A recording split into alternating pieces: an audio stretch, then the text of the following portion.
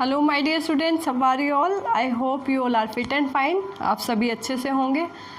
आज जो हम टॉपिक करने जा रहे हैं that is the topic from 11th biology unit biomolecules, chapter biomolecules, and today we are doing a very important topic, enzymes. Students, you all know that proteins act as various protein helps in performing various function in our body, like in form of enzyme, in form of hormones, and in form of antibodies, and different functions are performed by protein. So one of the function of that protein is enzyme, because in our cell more than 3000 enzymes are present, and most of them are proteinaceous in nature, and you all know that many hormones are there that are also proteinaceous in nature. So when the protein they are having a primary, secondary and tertiary structure, similarly these enzymes are biologically active form of that protein that are present in tertiary form or 3D form, and they are also affected, like protein affected by temperature, pH and all. Similarly the enzyme have similar properties to proteins. So these enzymes, students, these are basically called, इनको क्या कहा जाता है? Basically called biocatalyst, and the term is given by this term enzyme given by the scientist Kuhne, Kuhne. All right. So this term is given by, and the first discovered enzyme was zymase, that is from yeast. First discovered enzyme was zymase. So my dear students, आप सभी को पता है कि living organisms के अंदर जो reactions होती है that reactions are called metabolic reaction. Alright. So जितनी भी मेटाबॉलिक रिएक्शंस हो रही हैं student, they all need some enzyme to increase the rate of reaction. क्योंकि अगर आप देखिए, अगर हम डाइजेशन का एग्जांपल लें, सो अगर डाइजेशन बिना एंजाइम से हो तो our one time food will take days और week to digest the food, but with the help of digestive enzyme our food will digested in 2 to 3 hours. So my dear student, these enzymes are very important for living organisms, and they are called biocatalyst. The metabolic reaction that are going on in living organism, and they are going on most of them with the help of example. So there are different types of enzyme that helps in digestion, protein digestion, carbohydrate digestion, like pepsin and trypsin that helps in digestion of protein, lipase that helps in digestion of lipids, DNAs that helps in you can say digestion of DNA. Similarly different types of proteins are there. So almost all enzymes are proteinaceous in nature. Almost all enzymes are proteinaceous in nature. लेकिन बेटा एक exception भी है. One exception is there.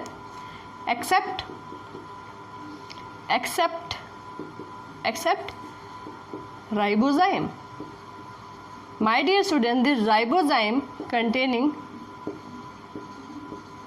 RNA, it have RNA as a constituent. Is that clear? That acting as an enzyme. So this is an exception. ठीक है, ribozyme is exception. Almost all other proteins or enzymes are made up of protein. So these enzymes work on different pH, different temperature. Generally if we see if we talk about temperature, students, so chemical reaction generally act. If we talk about what is the difference between biochemical reaction that occurs in living organism and a chemical reaction, so my dear students, in chemical reactions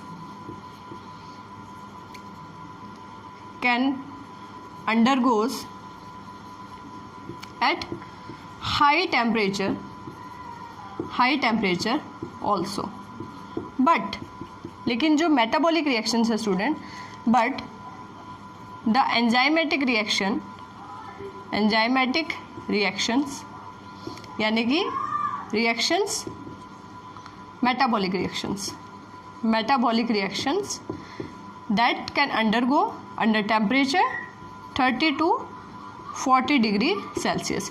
We all know in our body the temperature is generally 37 degrees Celsius. So mostly all of the enzyme worked as this body temperature, but in some enzymes are also there that can work at high temperature. So that enzymes in present in thermophilic organisms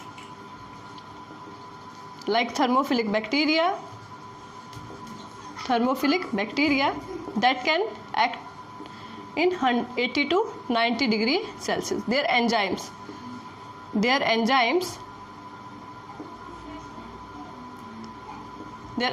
can work at 80 to 90 degree Celsius. For example, a very important enzyme, that is DNA polymerase, tag DNA polymerase. Student, ये enzyme बहुत अच्छे से काम करता है high temperature पे, क्योंकि ये किस बैक्टीरिया से लिया गया है? Thermos aquaticus. This is taken from Thermus aquaticus. So this is all about the basic idea what are enzymes. They are biocatalysts that increases the rate of reaction. What enzymes specifically do? Enzymes increases the rate of reaction. Reaction की speed को increase कर देते हैं students. अब हम बात करेंगे rate क्या है. So that is the formation of product and by the time. So how much product is formed in how much time, that type of you can say that type of calculation is called rate of reaction. Alright, so in enzyme catalyzed reaction they take less time as compared to you can say the reaction that do not involve enzyme. For example, a most efficient enzyme की अगर हम बात करें student, एक respiratory enzyme है. That respiratory enzyme is carbonic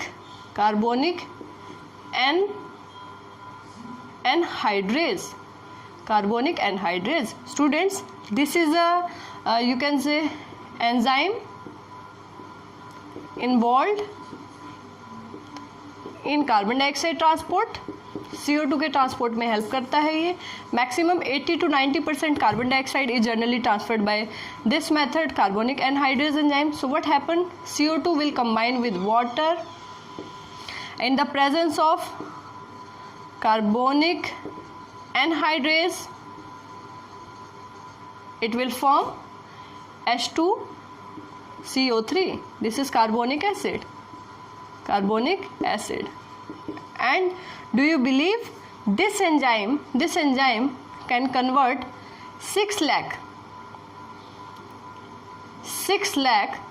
CO2 molecules per second into carbonic acid. तो 6 lakh carbon dioxide molecule को पर second it can convert into H2CO3. And this is the you can say this is the main form of CO2 transport. हमारी body में mainly carbon dioxide जिस तरीके से transport हो रही है that is in carbonic acid form. So we can say this carbonic anhydrase it is most efficient enzyme. It is regarded as most efficient enzyme भी इसको कहा जाता है. ठीक है. फर्स्ट एंजाइम जो जाइमेज जो डिस्कवर हुआ था, that enzyme was discovered by the scientist Buchner. ठीक है.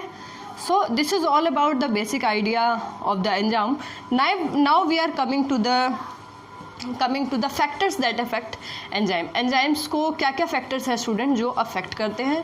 यहाँ से जो हमने राइबोजाइम का concept किया है, that have RNA as a catalytic molecule, that is very important for NEET. ठीक है. Now coming to the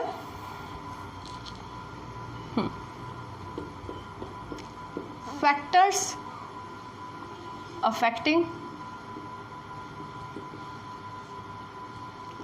enzyme action. Factor affecting enzyme action. So that is mainly temperature, pH, substrate concentration and enzyme concentration. ठीक है student, enzyme concentration. तो ये सभी factors हैं that mainly affects enzymatic activity. So let's see, before doing this factor in detail, let's have a look on a very important topic, that is activation energy. This is a very important concept, EA, activation energy. Student, this energy is required by enzyme, required to convert substrate into product. Substrate into product. क्योंकि अगर हम enzyme reaction की बात करें student, देखिए, suppose this is enzyme, this is substrate, so they will form a complex ES and finally they form a product. ठीक है, enzyme will release, free enzyme will release. ठीक है, this is enzyme, this is substrate, this is enzyme substrate complex and this is finally product. This is a transition state, transition state, very important, that comes before product formation. So when this enzyme and substrate converted into product, the energy required is activation energy. So let's have a graph to see that how this activation energy affects a rate of reaction. So my dear students,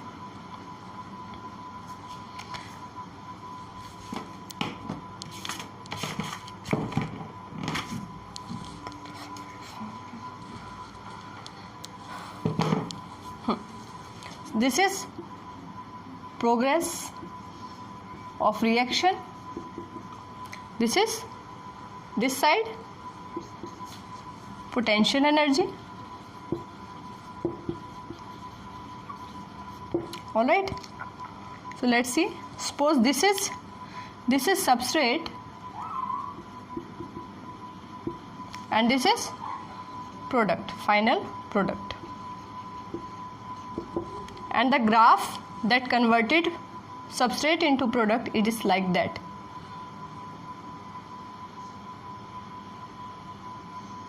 It's like that. So this is the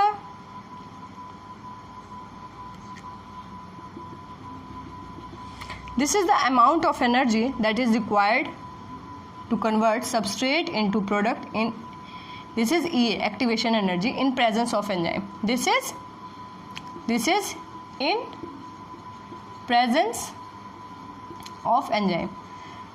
आप देख सकते हैं student, the activation energy required is very less. Now if we talk about the reaction that do not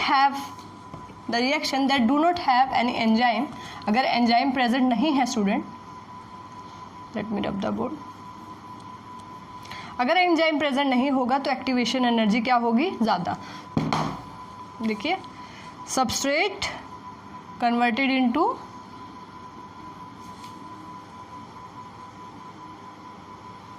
this substrate is converted into product. And my dear students, this is the amount of activation energy in non enzymatic reaction. ठीक है, so you can see ये activation energy कहाँ ज़्यादा लगेगी, जहाँ enzyme नहीं है. If enzyme is present, this activation energy will be low, activation energy कम होगी. ठीक है students, now coming to the factor affecting enzyme action. कौन कौन से फैक्टर्स है that affect enzyme. So temperature की बात करते हैं स्टूडेंट. ठीक है, optimum temperature is the temperature at which, optimum temperature की बात करें या ऑप्टिमम pH की बात करें student, it is the temperature और pH at which enzyme can function at its maximum. सबसे अच्छा काम जिस पे कर सकता है that is optimum temperature and optimum pH. ठीक है, आप देख सकते हैं that is 30 degree to 40 degree Celsius. Generally our body have temperature 37 degree Celsius, तो इस पर बहुत अच्छे से काम करते हैं. ग्राफ की हम बात करें तो ऑप्टिमम इस तरीके से ग्राफ आएगा टेम्परेचर के लिए भी, और इसी तरह का ग्राफ होगा किसके लिए students? So this is the optimum point. इसके बाद अगर हम टेम्परेचर इंक्रीज करेंगे the reaction rate will increase, और this is the optimum point, maximum point, and after this अगर pH इंक्रीज करेंगे then again the reaction will decrease, the rate of reaction will decrease. So now coming to the substrate concern, students, enzymes are very specific. Enzymes works at every enzyme works at specific conditions. Like कुछ enzymes होते हैं student जो acidic pH पे काम करते हैं, ठीक है. जैसे अगर हम बात करें if we talk about pepsin, तो इट विल काम, ये किस पे काम करेगा? 2 pH पे. pH कितना है? 2. कैसा एंजाइम है? Protein digesting enzyme. तो कितने pH पे काम करे स्टूडेंट? 2 पे. तो दैट इज एसिडिक pH, ठीक है. इसके अलावा अगर हम बात करें पैनक्रियाटिक अमाइलेज, तो किस pH पे काम कर रहा है? 8.5 से 9 pH पे काम कर रहा है. This is alkaline pH. So different type of you can से enzymes act in different pH. जैसे अगर हम बात करें सलाइवरी अमाइलेज की, सलाइवरी अमाइलेज जो हमारे सलाइवा में प्रेजेंट होता है, it converts starch into maltose, starch के डाइजेशन में हेल्प करता है. सलाइवरी अमाइलेज बेटा ये किस पे काम करता है? 6.5 pH पे. So that is near by neutral. 7 is neutral, तो स्लाइटली एसिडिक है ये. तो different enzyme works at different temperature. और पेप्सिन तो, और ये एक्टिव ही स्पेसिफिक pH पे या स्पेसिफिक टेम्परेचर पे ही ये एक्टिव होते हैं. ज़्यादा टेम्परेचर करेंगे student, suppose this is the 3D structure of enzyme. Temperature ज़्यादा कर दिया, pH कम कर दिया, ज़्यादा कर दिया, सो इट विल डीनेचर. क्या हो जाएगा? डीनेचुरेशन हो जाएगा. If we increase the temperature of pH, अगर टेम्परेचर या pH अगर हम इंक्रीज कर दें तो क्या हो जाएगा? डीनेचुरेशन. डीनेचुरेशन का मतलब क्या है student? Suppose this is the 3D structure of enzyme. मान लीजिए ये एंजाइम है, और अगर हमने टेम्परेचर pH या कुछ इस तरह से, तो इट विल डीनेचर. ये ओपन हो जाएगा. जो भी इसकी बॉन्डिंग है that are maintaining the structure that will removed and the structure will be denature. This is called denaturation. जैसे एंजाइम, जैसे प्रोटीन डीनेचर्ड हो जाते हैं, इस तरीके से एंजाइम भी डीनेचर हो जाते हैं at different temperature and pH. ठीक है स्टूडेंट्स. और एक और इम्पॉर्टेंट चीज़ मैं आपको बताऊंगी यहाँ पे. Important concept is zymogens. What are zymogens? Inactive form of protein. Inactive. जब तक उनको स्पेसिफिक कंडीशन नहीं मिलेगी तब तक वो एक्टिव नहीं होंगे. जैसे अगर हम बात करें पेप्सिन की, सो इसकी इनएक्टिव फॉर्म है स्टूडेंट पेप्सिनोजन. तो when it get acidic condition it will become active in form of pepsin, then it will work. So it is present in stomach. कहाँ प्रेजेंट है? स्टमक में, ठीक है. और ये एक्टिव फॉर्म है पेप्सिन. ये कैसी फॉर्म है? इनएक्टिव फॉर्म है. And this inactive form of enzyme is called zymogen. ठीक है. ट्रिप्सिनोजन है, ट्रिप्सिन की डिफरेंट एंजाइम्स की डिफरेंट जो है काम है. Next coming to substrate concentration. Substrate concentration की अगर बात करें स्टूडेंट्स हम, ठीक है, सबस्ट्रेट कंसंट्रेशन एंजाइम, देखिए अगर सबस्ट्रेट कम है एंजाइम ज़्यादा है तब भी रिएक्शन रेट इंक्रीज नहीं होगा. मतलब सबस्ट्रेट और एंजाइम दोनों का रेशो इस तरीके से होना चाहिए that can do the reaction effectively. So coming to substrate concentration की बात करें स्टूडेंट, तो the graph will be like that. इस तरीके से ग्राफ होगा. This is substrate concentration. This bracket is for concentration, substrate concentration. ठीक है. This is, you can write here substrate concentration. ठीक है. और यहाँ हम बात करें स्टूडेंट V मैक्सिमम की, ठीक है, V मैक्सिमम की. Yes, this is V half. ठीक है. This is V maximum. तो देखिए बेटा, when we increase the substrate concentration, जब हम सबस्ट्रेट कंसंट्रेशन को इंक्रीज करेंगे, so what will happen? The reaction rate will increase. This is V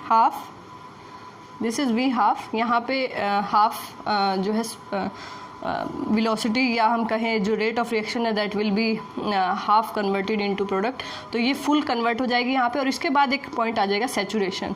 ये क्या आ गया? सैचुरेशन।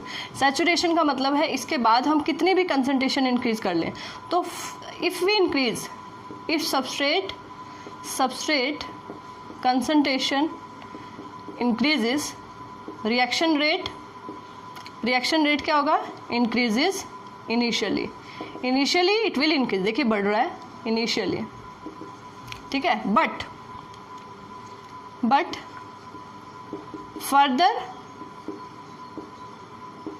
फर्दर क्या हो जाएगा? सैचुरेशन आ जाएगा। No increase in rate of reaction, बाद में रेट ऑफ रिएक्शन इंक्रीज नहीं होगा, प्रोडक्ट नहीं बनेगा, तो एक लेवल तक ही सबस्ट्रेट कंसंट्रेशन काम करती है। एंजाइम कंसंट्रेशन का भी स्टूडेंट्स यही है। देखिए, suppose these are enzymes, suppose these are enzymes and these are substrate,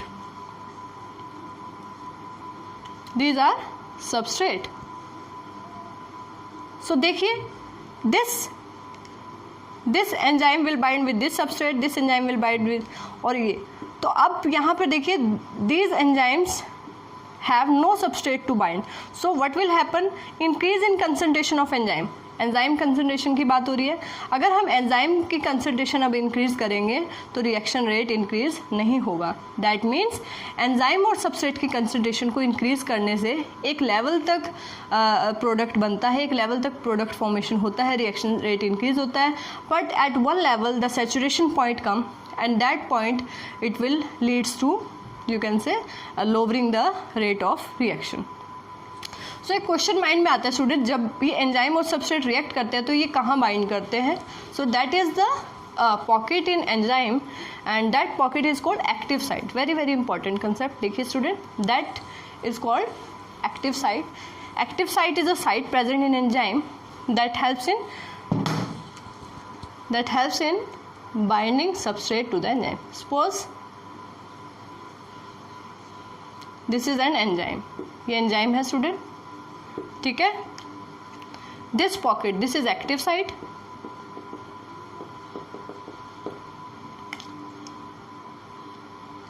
and this is substrate. ये क्या है students? Substrate.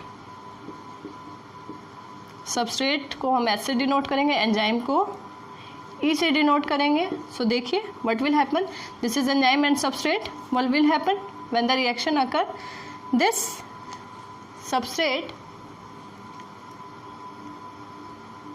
substrate will go in the active site to form enzyme substrate complex in this way,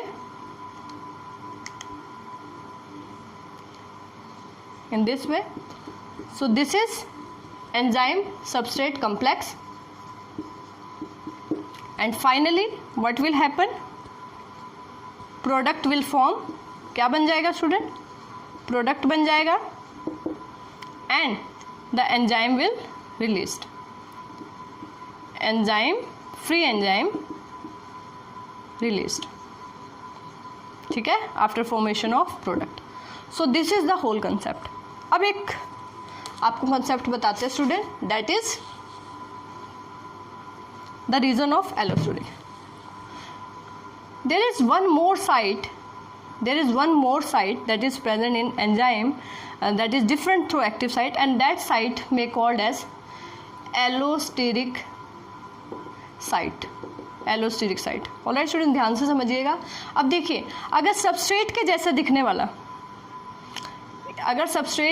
दिखने वाला कोई competitive inhibitor आ जाए that have a structure similar to this, so ये कहाँ बाइंड कर जाएगा? एक्टिव साइट पे। ये कहाँ बाइंड कर जाएगा स्टूडेंट? एक्टिव साइट पे बाइंड कर जाएगा, सबस्ट्रेट बाइंड नहीं कर पाएगा। In that case that type of inhibition, this is inhibitor. तो ये अगर एक्टिव साइट को कवर कर लेगा तो यहाँ पे सबस्ट्रेट बाइंड नहीं कर पाएगा। This type of inhibition is called competitive. Competition कर रहा है ना शेप किस वजह से? Competitive inhibition. ठीक है। लेकिन देखिए अगर एलोस्टेरिक साइड पे कोई मॉडिफायर आके लग जाता है एलोस्टेरिक साइड पे, so it changes the structure of active site, इससे एक्टिव साइट का स्ट्रक्चर ही चेंज हो जाएगा। देखिए अगर यहाँ पे एलोस्टेरिक मॉडिफायर आ गया है, this is allosteric modifier, allosteric modifier, this will change the active site का स्ट्रक्चर ही चेंज कर देगा। अब भी यहाँ पे सबस्ट्रेट बाइंड नहीं कर पाएगा, and that type of you can से modification is called allosteric modulation, उसको हम एलोस्टेरिक मॉड्यूलेशन। तो यहाँ से स्टूडेंट ये क्लियर हो जाता है कि स्पेसिफिक एंजाइम के लिए स्पेसिफिक सबस्ट्रेट ही होता है, ठीक है। बैक्टीरियल इन्फेक्शंस को रोकने के लिए स्टूडेंट जो ड्रग्स काम करती है that act as you can say competitive inhibitor. और एक कॉम्पिटिटिव इनिबिटर का एग्जांपल लिख लीजिए, नीट के लिए इंपॉर्टेंट है, दैट इज मेलोनेट, ठीक है। किस एंजाइम के लिए इनिबिटर का काम करता है? इनिबिटर मेलोनेट इनहिबिट कौन से एंजाइम के एक्टिव साइट को इनहिबिट करता है? ये inhibit which enzyme students? Succinic dehydrogenase, note कर लीजिए, सक्सीनिक डिहाइड्रोजिनेज। जनरली सबस्ट्रेट क्या होता है? सबस्ट्रेट क्या है इस एंजाइम के लिए? Succinic acid. तो स्ट्रक्चर सिमिलर है मेलोनेट का, तो ये इनिबिटर की तरह बाइंड कर जाता है और काम नहीं करना है। तो malonate is a inhibitor of competitive inhibitor of succinic dehydrogenase, ठीक है स्टूडेंट्स। तो एलोस्टेरिक मॉड्यूलेशन या इस तरीके से, तो जैसे अगर हम बात करें, एक साइंटिस्ट थे एमिल फिशर ने कहा कि this enzyme and substrate work as a lock and key concept. जैसे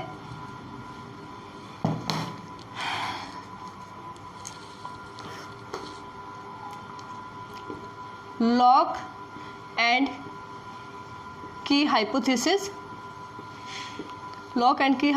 दिस इज गिवन बाय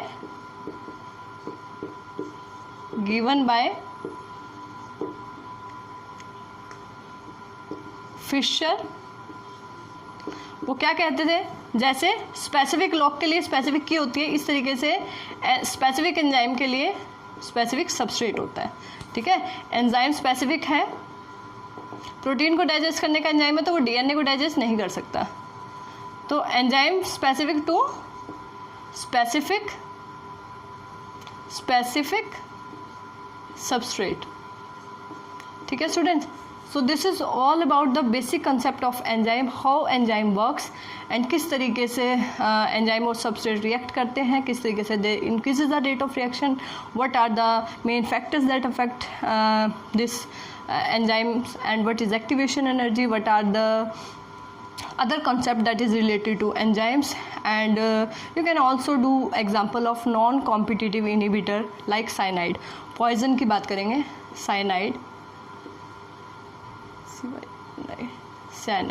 ठीक है। cyanide is a poison, ठीक है। और इसके अलावा हम सल्फाइड्स की भी बात कर सकते हैं, या सल्फाइड्स के अलावा हम बात कर सकते हैं फॉस्फाइड्स, ठीक है, जो उसके अंदर होते हैं, यू कैन सी जो रैट पॉइजन के अंदर होते हैं। तो दीज आर पॉइजन्स, ठीक है। कहाँ इनहिबिट करते हैं स्टूडेंट? ये इनहिबिट्स रेस्पिरेटरी एंजाइम्स को इनहिबिट करते हैं, and this type of inhibitors called क्योंकि सबस्ट्रेट के साथ कंपटीशन नहीं कर रहे हैं, नॉन कॉम्पिटिटिव इनहिबिटर्स। जैसे एलोस्टेरिक मॉडिफायर हैं, ऐसे ही ये हैं inhibitors. Very very important concept, cyanide और poison.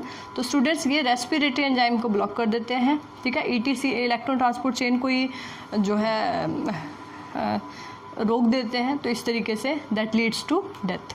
So this is all about enzyme. I hope this will help you in understanding the topic of enzyme.